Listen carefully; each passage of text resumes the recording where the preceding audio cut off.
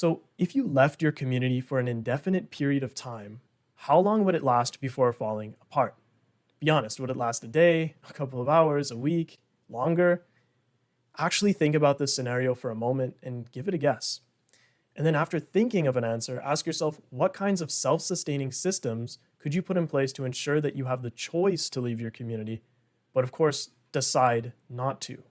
You want to be in a position where you don't have to engage with your community as the community builder. Because as we discussed in the previous module, what's important is that you want to start creating and putting into place these systems where bonds are formed between all of your members. And so you're no longer the priority in terms of where these relationships are being established. You want to establish these relationships first and foremost in your members. That's what you want to focus on. So it's not to say that you shouldn't engage, but it's to say that you want to be in a position where it's a choice whether or not you engage. That's a powerful position to be in. So this thought experiment puts your role as a community builder into perspective.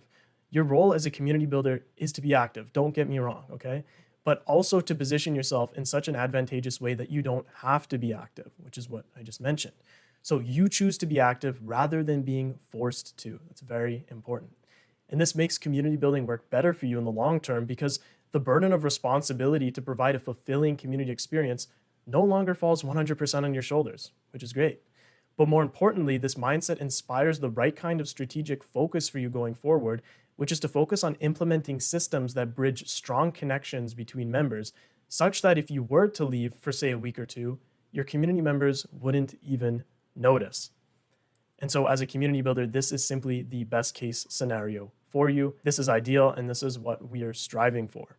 Striving for this outcome will, of course, take time, but it's worth the effort, and the learning materials in this course will get you to this point faster. Now, let's discuss your role. There has never been a time in human history where it has ever been this easy to connect people together from all around the world. Back in the day, the scope of a community was more often than not limited to your town, village, or city. For example, tradesmen, such as the fellows in this image, would form guilds with other local tradesmen to discuss their craft in an effort to perfect it. This was the equivalent of a school community back then. Think about it. Could you imagine what guys like that could do with an internet connection and a school community to their name? Simply put, the internet has been a game changer. And for all its pitfalls, the internet does indeed have some highlights, which is you. Because think about it. If you're planning on leading the future of belonging by facilitating the bridging of connections between people from all around the world, then you're providing a service that does a lot of real good for the world. A project such as building a community rises above the all too common doomer narrative that the world is more divided than ever. You'd be actively countering this pessimistic worldview by uniting people under a common mission or purpose. And that's a highlight, at least in my books. So if you're reading this, you've been blessed with the opportunity to leverage the internet to your advantage, a tool that your ancestors can only dream of wielding to their designs.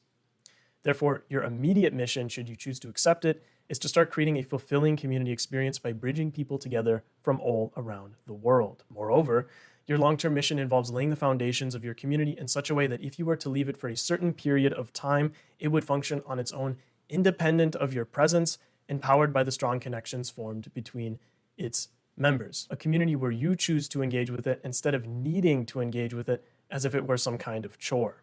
We don't want that. We want to be able to have the choice to engage with our community and to engage with it when we want to. Obviously, when you're starting off, you have to put in the legwork, but this is what we're striving for. So ideally, you're striving to build a community that lives up to this standard.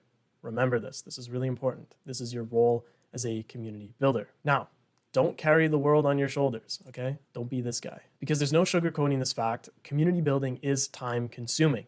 Sometimes you'll spend hours at your desk, glued to your screen for multiple days in a row, wondering why you even started a community in the first place. And it's in moments like these where quitting starts to look like a viable option. But it's also in these moments where you prove to yourself who you are and what you're made of. They say that you can't teach heart, but you can teach community building. So take the following advice seriously because it will help you avoid scenarios where you're second guessing your reasons for doing this in the first place.